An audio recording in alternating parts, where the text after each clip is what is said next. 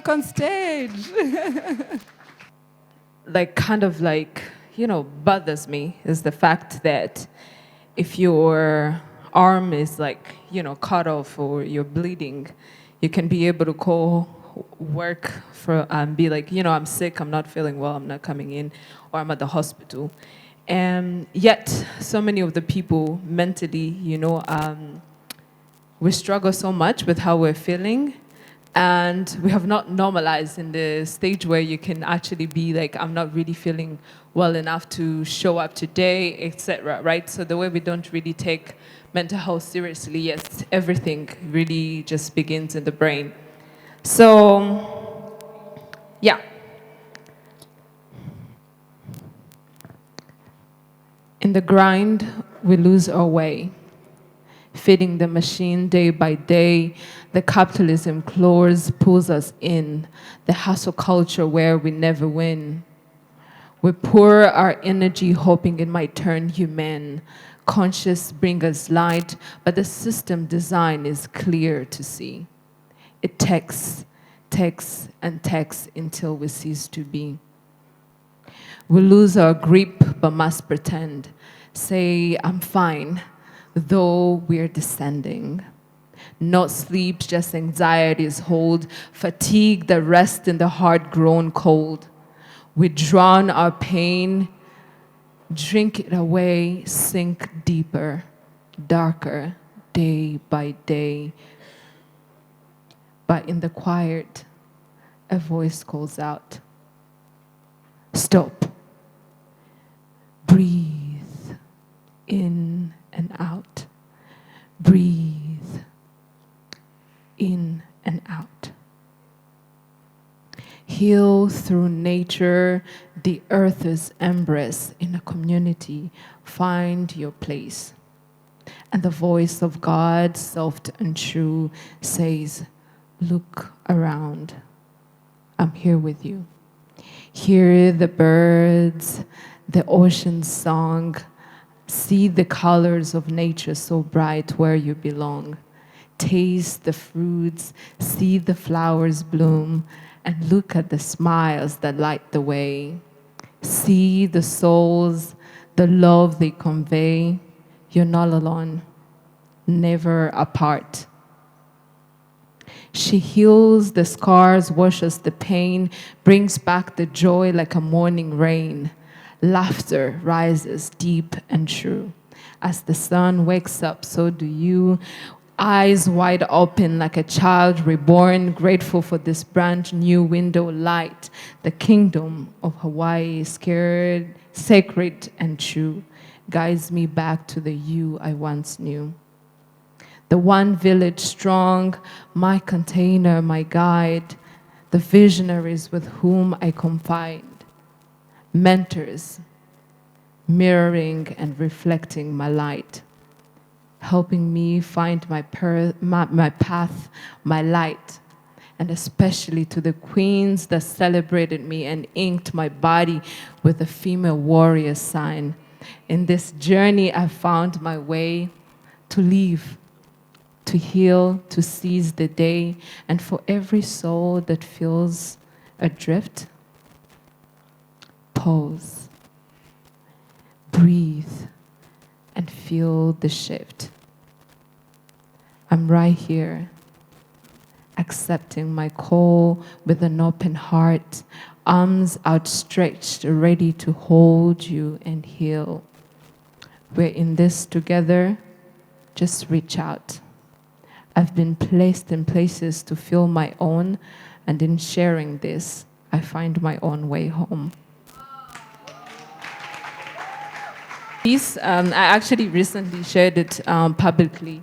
I shared earlier that I recently took some time off home, and I was in a pretty dark place, and in some cases, I guess I didn't even know. I was just struggling to pinpoint what was going on, because I think I was just swallowed in by the system and the machine, and I couldn't find a way out, and I had to pull out, and I was so scared what it would look like.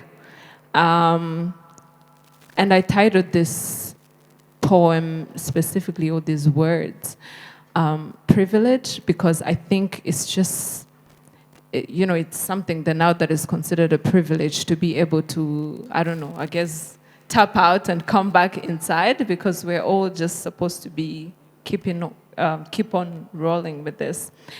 But I wanted to share this piece specifically with all of you today, and also share a message that with this new transition of myself that I'm heading into, like accepting, finding my routine, my joy, my happiness, and really balancing my workaholic and my self-awareness thing.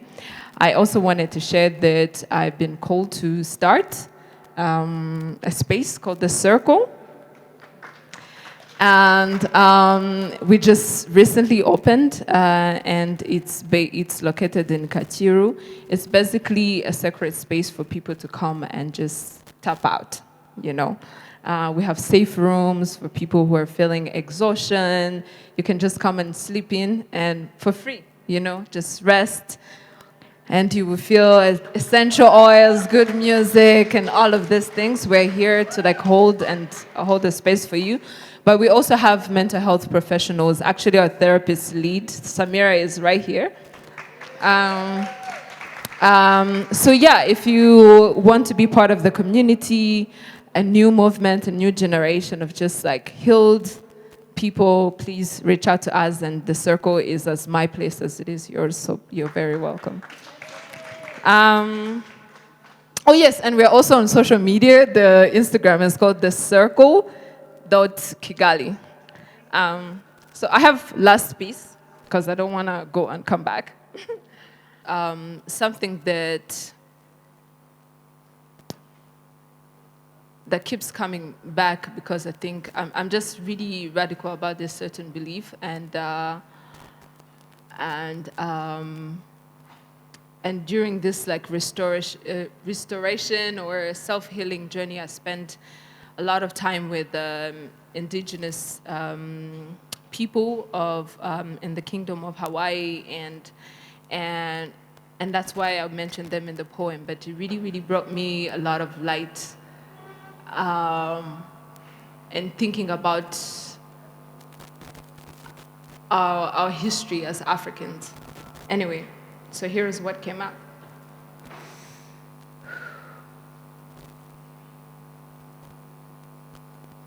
Imagine. I need you to imagine. Imagine a land so perfect in its own way, where the earth is rich and the people stay true. It's not that they are without flaws, but they are their own, a community bound by the rhythm they know. The children play in the warmth of the sun, their laughter echoing as the day was done. They gather around the fire at night and share the tales of the old with a candlelight. I need you to imagine. Imagine they honored their elders, and every meal was shared, and their voices heard, and their fierce beast. And when there is a conflict arising, they resolve it with lips and the village wrestling. The strongest shield the weak from the harm, yet a balanced spirit of both gentle and strong, the masculine might and the feminine grace in harmony. And they found their place. I need you to imagine. Imagine that this land is not perfect, yet it is a home where people's hearts were free to roam, and in their imperfection, they knew who they were. A people's connected to the land and to the earth. But then the shadow came, and with them chains, the history changed, and the potential future is storing. The strangers arrived with greed in their hearts, tearing the land apart. But the deepest wound, the cruelest of it all, wasn't the gold they took. identity, a priceless treasure, was stripped away bit by bit with measured pleasure. You see, the worst of the shadow's curse wasn't just the land or the wealth.